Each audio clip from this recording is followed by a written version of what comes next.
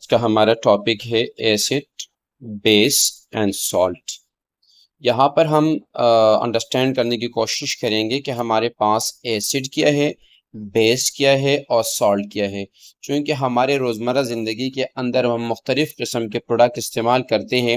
मिसाल के तौर पर हम सॉल्ट इस्तेमाल करते हैं, कॉमन सॉल्ट इस्तेमाल करते हैं, हम शुगर इस्तेमाल करते हैं, हम विनेगर इस्तेमाल करते हैं वगैरह वगैरह। तो इनकी क्लासिफिकेशन हम कहते हैं कि इनमें हमारे पास एसिड्स कौन से हैं, बेसिस कौन से हैं और सॉल्ट कौन से हैं। आइए सबसे पहले हम बात करेंगे एसिड्स के बारे में स्टूडेंट्स।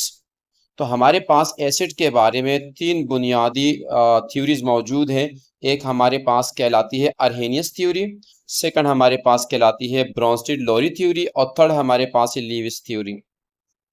स्टूडेंट ये मुख्तलिफ थ्योरीज है और ये डिपेंड करती है कि कहाँ पर एच पॉजिटिव आयन एक्सेप्टर है, कहाँ पर डोनर है, कहाँ इलेक्ट्रॉन पेयर डोनेट हो रहा है और कहाँ एक्सेप्ट हो रहा है। ये सारे इसके गिर्द ये पूरी स्टोरी चल रही है। तो सबसे पहले हम बात करेंगे अर्हेनियस थ्योरी की कि अर्हेनियस थ्योरी में हमारे पास क्या होता है। इसकी जो फाउंडेशन कॉन्सेप्ट है वो हाइड्रोजन और हाइड्रोक्सिल आयन वाटर के अंदर है।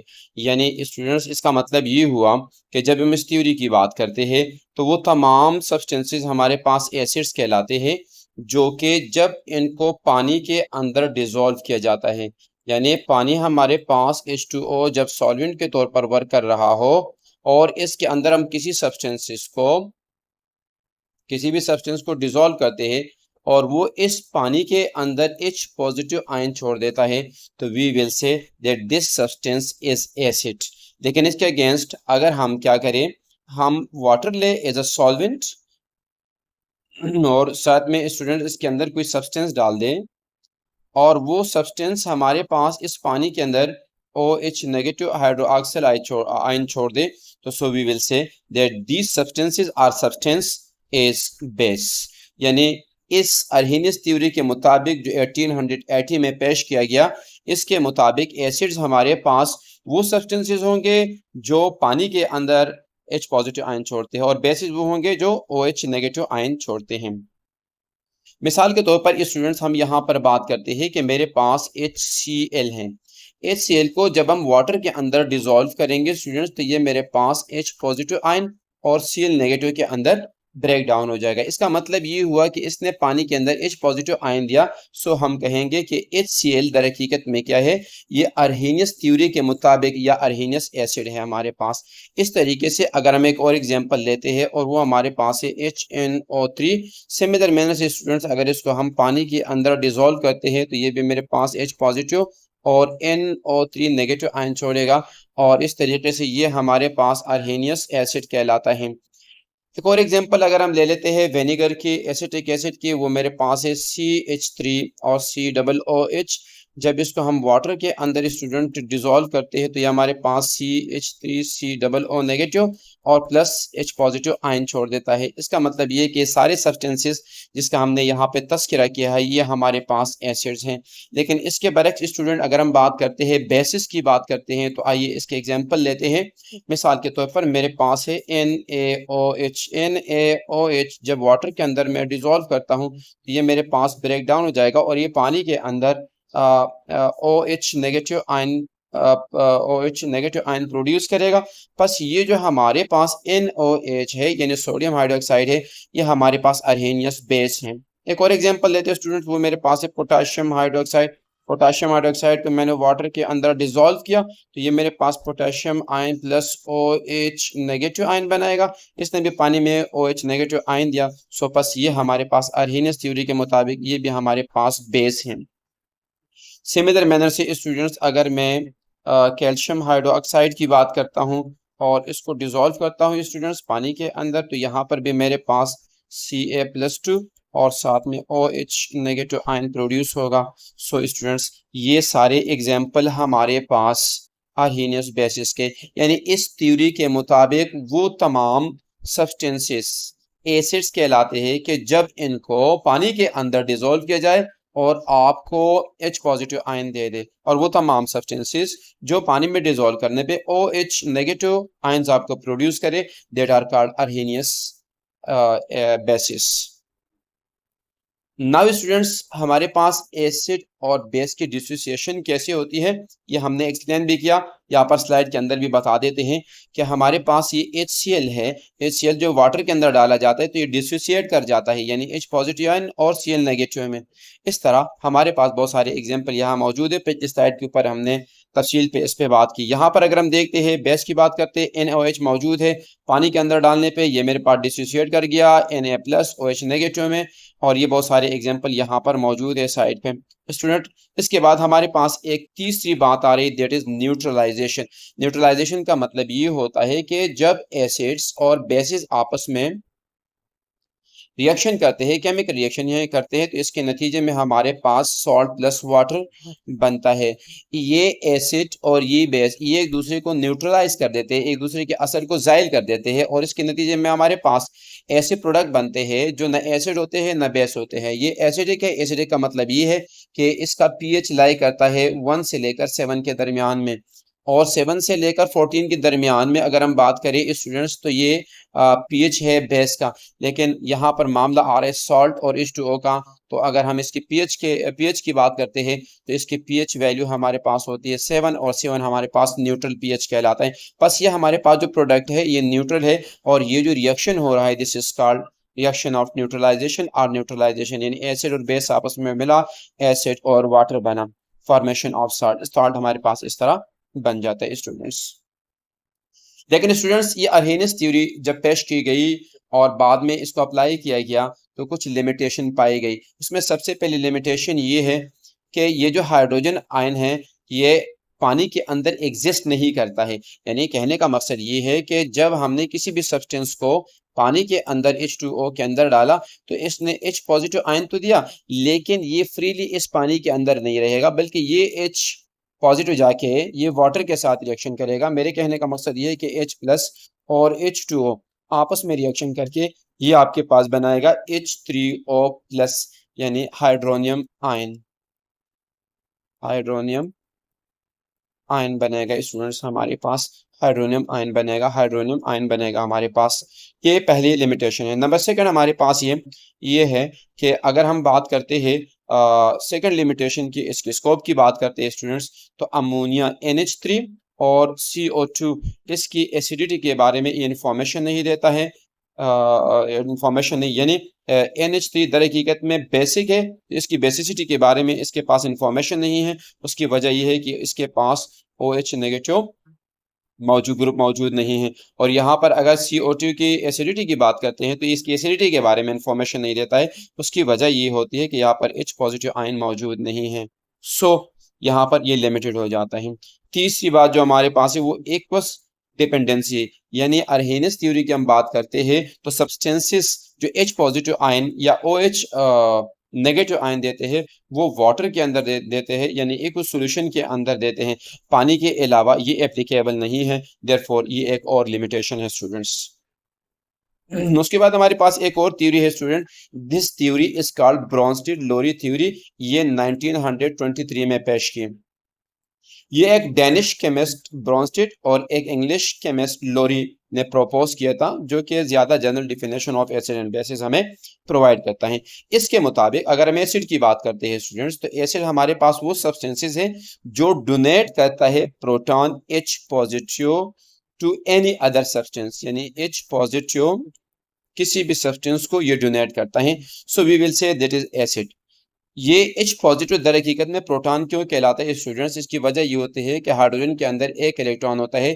जब ये इलेक्ट्रॉन ये खो देता है तो हमारे पास ये H पॉजिटिव बनता है। इसके अंदर एक इलेक्ट्रॉन एक प्रोटॉन है तो बाकी एक ही प्रोटॉन हमारे पास बचता है। स्टूडेंट इस केस के अंदर वो तमाम सब्सटेंसेस जो डोनेट करता हूँ एक प्रोटॉन टू अनदर सब्सटेंस, हम कहेंगे ये एसिड्स है। और वो तमाम सब्सटेंसेस स्टूडेंट जो इस प्रोटॉन को, इस H पॉजिटिव आयन को एक्सेप्ट करते हैं, we will say that these substances are bases students। so आइए स्टूडेंट देखते हैं कि ये हमारे पास प्रोसेस कैसे होता है। हम एक एग्जांपल कंसीडर करते हैं और उसमें देखते हैं कि किस हिसाब से सारा मामला होता है। ये मेरे पास है HCl और ये है एक सॉल्यूशन के अंदर स्टूडेंट्स, यानी H2O के साथ जाके ये रिएक्शन करेगा और ये रिवर्सिबल रिएक्शन है मेरे पास। ये मेरे पास H3O प्लस बनाएगा, प्लस Cl नेगेटिव बनाएगा, ये मेरे पास एक्वस, ये मेरे पास एक्वस स्टूडेंट्स। यानी ये पूरा काम जो हो रहा है ये पानी के अंदर हो रहा है स्टूडेंट्स। यहाँ हम देख रहे हैं कि यहाँ पर ये HCl, ये HCl एक H पॉजिटिव आयन जाके इसको H2O को दे रहा है। तो हमने कहा था जो डोनेट करेगा, यानी ये डोनेट कर रहा है तो ये हमारे पास एसिड है, और ये ले रहा है तो ये हमारे पास क्या है, एक्सेप्टर है, ये बेस हो जाएगा हमारे पास स्टूडेंट्स। यहाँ पे एक कॉन्सेप्ट और भी आता है कंजुगेट एसिड कंजुगेट बेस का स्टूडेंट्स, ठीक है, उसके बारे में हम नेक्स्ट एग्जाम्पल को यूज करते हुए इसको एक्सप्लेन करेंगे स्टूडेंट्स। अच्छा, आइए एक और एग्जांपल लेते हैं और इसको एक्सप्लेन करते हैं कि मेरे पास है CH3 COOH, ये हमारे पास एसिड है, ये H पॉजिटिव आयन, यानी मेरा कहने का मकसद है कि प्रोटॉन आगे H2O यानी एक बस वाटर को देगा स्टूडेंट। ये हमारे पास बेस है, ये भी हमारे पास एक्वस फॉर्म के अंदर है, ये हमारे पास है रिवर्सिबल रिएक्शन, ये हमारे पास बनेगा CH3 COO negative aqueous form के अंदर, ये हमारे पास कहलाता है कंजुगेट बेस। और इसके साथ H3 और जो मेरे पास पॉजिटिव है स्टूडेंट्स एक तो सॉल्यूशन के फॉर्म में, ये कहलाता है दर हकीकत में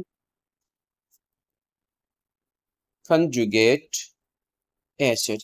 यानी ये एक H पॉजिटिव आयन यानी प्रोटॉन जाके वाटर को दे रहा है, जब ये वाटर को दे रहा है स्टूडेंट्स तो इस केस के अंदर ये मेरे पास एसिड बन गया, यानी ये प्रोटॉन डोनर है और ये प्रोटॉन एक्सेप्टर है, तो ये एसिड बन गया और ये बेस बन गया स्टूडेंट्स। यहाँ हम देखते हैं अगर हम इस प्रोसेस को रिवर्स करते हैं तो ये एक H पॉजिटिव आयन जाके इसको देगा और वापस मेरे पास ये एसिड बनेगा, तो ये कहलाता है कंजुगेट एसिड, ये कहलाएगा कंजुगेट एसिड। यानी इसने H पॉजिटिव आयन इसको दिया तो तब जाके वापस मेरे पास ये बना। सो ये एसिड और ये बेस, ये कंजुगेट बेस और ये कंजुगेट एसिड मेरे पास बना। यानी इसने एक इलेक्ट्रॉन इससे लेके एक्सेप्ट कर लिया तो ये कंजुगेट बेस बन जाएगा, यानी ये एक्सेप्टर है यहाँ पर और ये आपके पास डोनर है, यहाँ पर उल्टा है, यहाँ पर ये डोनर है और यहाँ पर ये एक्सेप्टर है स्टूडेंट्स हमारे पास।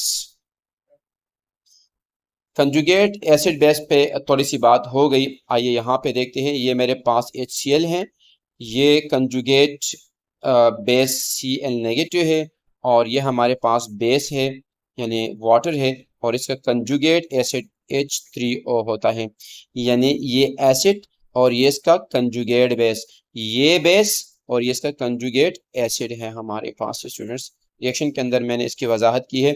H2SO4 की बात करते हैं, ये हमारे पास एसिड है स्टूडेंट्स, तो ये कंजुगेट बेस कहलाता है इसका, और इस तरीके से ये हमारे पास बेस है, ये इसका कंजुगेट एसिड कहलाता है, यानी बेस का कंजुगेट एसिड होगा और एसिड का कंजुगेट बेस होगा, तो ये इस तरीके से आपस में चलते हैं स्टूडेंट्स।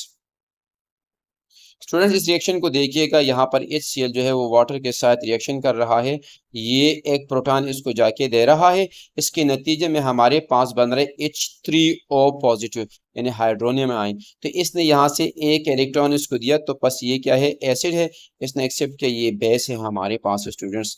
अब ये जो हमारे पास है ये कंजुगेट एसिड कहलाएगा, ये कंजुगेट एसिड और ये कंजुगेट बेस कहलाएगा, यानी ये बेस है लेकिन कंजुगेट और ये कंजुगेट एसिड है हमारे पास। इस तरह ये हमारे पास पूरा प्रोसेस चलता है। उसके बाद स्टूडेंट हम बात करते हैं लिमिटेशंस की, लिमिटेशन ऑफ द ब्रॉन्स्टेड लोरी की, कि ये कहाँ तक लिमिटेड हो जाता है। तो it could not explain the acidic nature of the compound having no tendency to lose H positive ion। मिसाल के तौर पर AlCl3 SO3 और BF3 ये मेरे पास एग्जांपल है, इनके पास टेंडेंसी नहीं है कि ये H पॉजिटिव आयन को क्या करे, लूज करे, तो ये इसको एक्सप्लेन नहीं कर पा रहा है, यहाँ पर ये लिमिटेड हो जाता है। सेकंड की अगर हम बात करते हैं students, it could not explain the basic nature of the compounds having OH negative, वो तमाम बेसिस जिनके साथ जिनके पास OH नेगेटिव आयन मौजूद है, ये उन कंपाउंड के नेचर के बारे में, बेसिक नेचर के बारे में इंफॉर्मेशन नहीं देता है। उसकी वजह होती है कि according to the proton transfer definition, क्योंकि वो कह रहे हैं कि प्रोटॉन ट्रांसफर करेगा, तो यहाँ पर तो ऐसा मुमकिन नहीं है। यानी यहाँ पर पॉसिबिलिटीज नहीं है। सो यहाँ पर भी ये लिमिटेड हो जाता है हमारे पास। नेक्स्ट पे जाते हैं स्टूडेंट्स। नेक्स्ट हमारे पास है लीविस थ्योरी 1923। इसके मुताबिक लेविस एसिड हमारे पास वो एसिड है जो एक्सेप्ट करता है अ पेयर ऑफ इलेक्ट्रॉन, यानी पेयर ऑफ इलेक्ट्रॉन का एक्सेप्टर जो होगा this will be known as Lewis acid. लेकिन इसके बरक्स अगर लेविस बेस की बात करते हैं तो ये आपके पास a proton a pair of electron donate करेगा, यानी ये पेयर ऑफ इलेक्ट्रॉन दो इलेक्ट्रॉन्स को डोनेट करेगा और ये इन दो इलेक्ट्रॉन को एक्सेप्ट करेगा।